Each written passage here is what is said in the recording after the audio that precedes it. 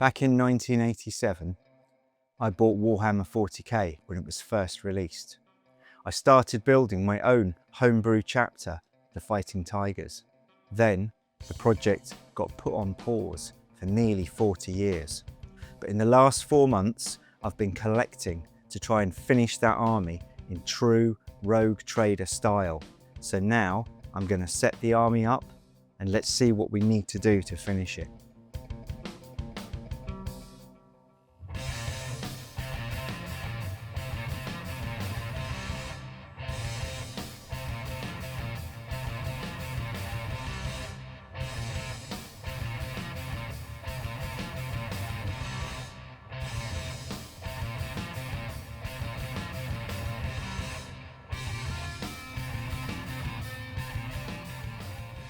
So now I've got the army set up, let's focus in and take a look at what I've got built and what I still need to build.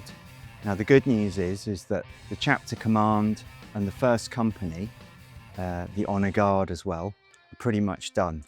Let's focus in on our chapter commander. He was painted by Richard last year. He's this chap here, and this is his immediate chapter command cadre. All right, so I'm pretty happy with those. I might expand it by a few figures, but we've got some key personnel here: Tech Marine, Chaplain. We've got a couple of other officers and the standard bearer. I do need to put an apothecary in there, but I'll do that at a later date. Next, we've got two sections of Honor Guard. All right, this section here I'm particularly fond of. It's got my LE2 figure in it. These are all power armoured Marines, and I've tried to choose some of the most classic figures that I've got to form that part of the Honor Guard.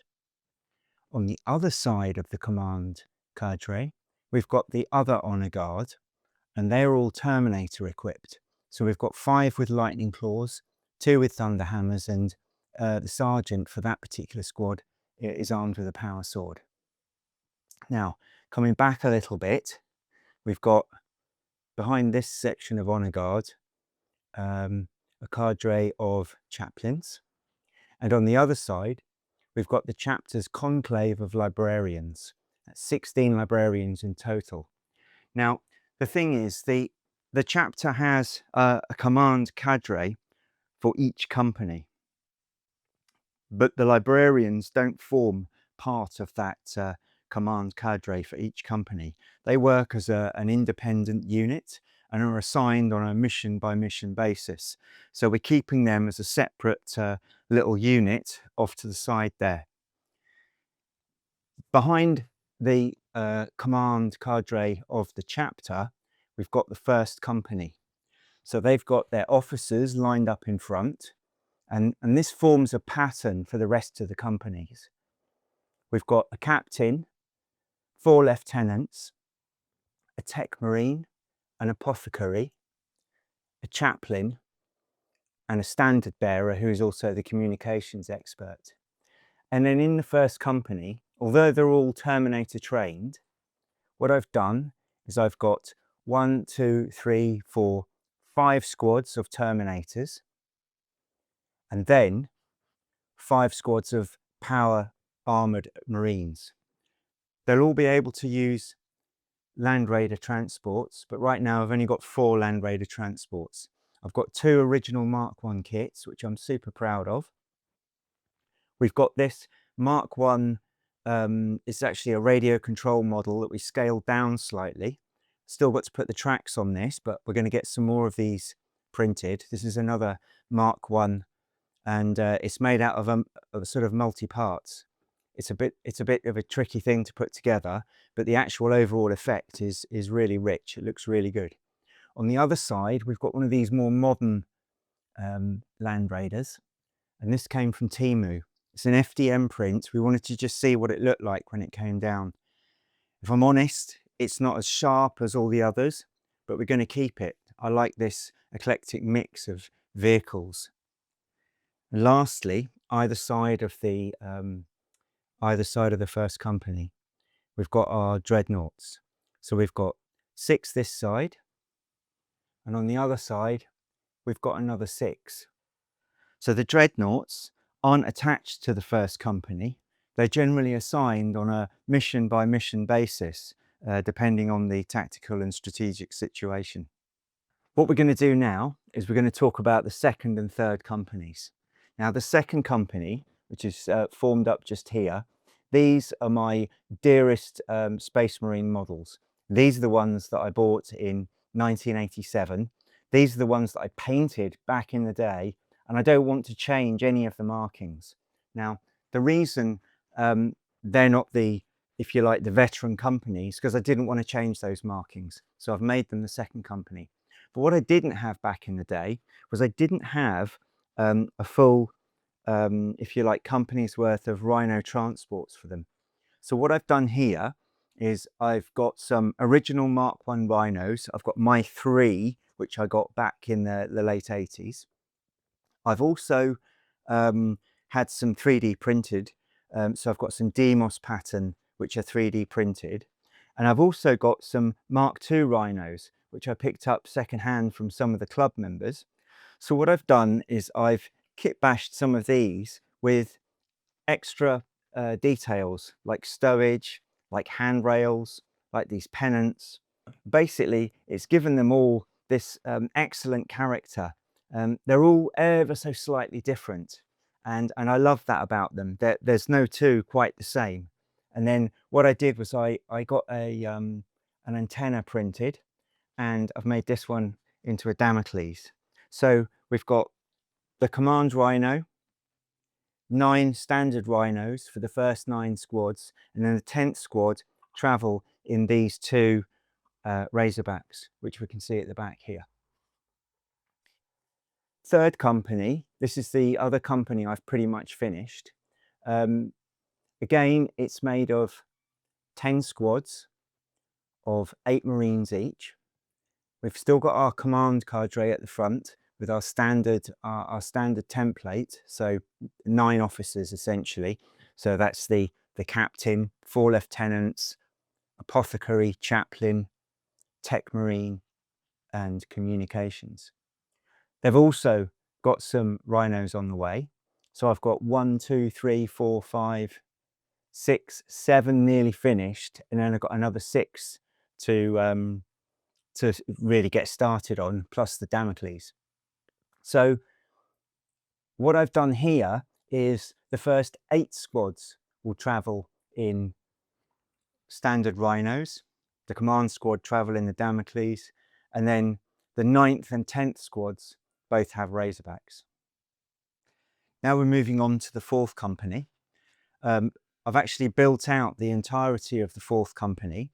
They're a battle line company, similar in composition to the 2nd and 3rd companies, but in this case, they're deployed in drop pods. Unfortunately, I haven't got any drop pod models yet, so I can't show you those at all. They do have, at the front, a full cadre of officers, and apart from needing to be painted, they're fully built out in terms of manpower. The 5th company, however, not such the same story. So here, although I've got the cadre of officers ready to go, I'm missing an apothecary, and I've got no troops whatsoever for that company. We're going to move on to the 6th company now, and these guys are the specialists at boarding actions. So they are essentially hold a place of honor within the chapter, and there's a story I've written about this, about how they escaped from the destruction of their homeworld. And the 6th company are generally considered as specialists. They'll have a high number of veterans. What makes this special in terms of the figures that are deployed on the table are, these are where all the gifts are going. So a few viewers have chosen to send me figures, and what I'm doing is I'm putting their figures into this company. They hold a place of honor in the chapter, and they hold a place of honor in my heart, because these are pretty much all given rather than bought. The 7th company are just behind them. They're starting to take shape. I've got the cadre of officers, barring the apothecary, and I've got a few more Marines to build. Now we're going to look at the 8th and 9th companies. These are the high mobility companies. So they are jump pack equipped, or they're on bikes, or they're on land speeders. The 8th are formed up over here. So we've got the full complement of bikes. We're short quite a few jump pack equipped troops. We still need 20 of those. But the difference here is, rather than being equipped with hand-to-hand weapons, these guys are equipped with the standard Marine issue bolt guns and heavy weapons. The idea being they're not designed to jump into hand-to-hand combat. They're designed to move about the battlefield quickly and seize objectives. I've actually got 12 land speeders, which would finish the 8th off, but I've decided to set some up on the other side. It means I'm still short 12 land speeders, but in terms of bikes, both for this company, the 8th, and over here on the 9th, we've got all the bikes. I know we're missing a few here, but I've got some models ready to go. Here, we've only got one squad of jump pack equipped troops. These guys are going to be armed with close combat weapons. These guys are the ones that are going to be jumping into close combat. I'm pretty short in terms of numbers here. I'm short 2 squads. I'm not quite sure what I'm doing with the officer cadres on these 2 companies right now. I've got some officers on foot, and I've got some on bikes. I've actually got a chaplain and an apothecary on bike on both sides. Finally, we come to the 10th company, the Scouts. If you've read my lore, you'll know that the Scout company is a double strength company, which is why there's so many of them lined up at the back here. They deploy in Storm Eagles. I've got 8 printed, ready to paint. I've actually finished painting this one. And they also deploy in these long-range Rhinos and Razorbacks. So what I'm doing is I'm augmenting these with stowage, extra comms gear. I'm trying to make them look a little bit different to your standard Rhino. Still got a lot of work to do there. And finally, at the back, we've got the start of our support elements. So we've got my Stega tank, my original one, which is a Zentradi tactical pod Regalt. And we've got a tactical pod Glaug over here, which I found in the loft. So I've got some more of these on the way. I've got another 3 coming. So that'll bring the total up to 5. My goal is to have 12. What I want to do now is show you some of the other support elements. So just here, we've got a detachment of whirlwinds and a detachment of, I think they're Baal pattern predators. I'm ever so pleased with these. They're actually gifts and purchases from 3 different people, but each of them had used the kit very faithfully to build these into a predator. Now I've got a full detachment of them. And then over the other side, we've got another 3 whirlwinds, and we've also got 2 more predators. This one's a bit battered. These are still blue because I got them off eBay, and they still need a lot of work. And then at the front, there's a Thunderer, which I'm not sure what I'm going to do there. I'm either going to get some more, or I'm going to have to repurpose that for something else. I hope you've enjoyed seeing where I'm up to with this chapter. I think you'll agree there's still a lot of work to do. There's a lot of painting, there's still a bit of building, and there's still some acquisition to do. But I'm going to keep going, so it's time to put the camera away, get the modelling tools out, and get going. And with that, I'll see you on the battlefield.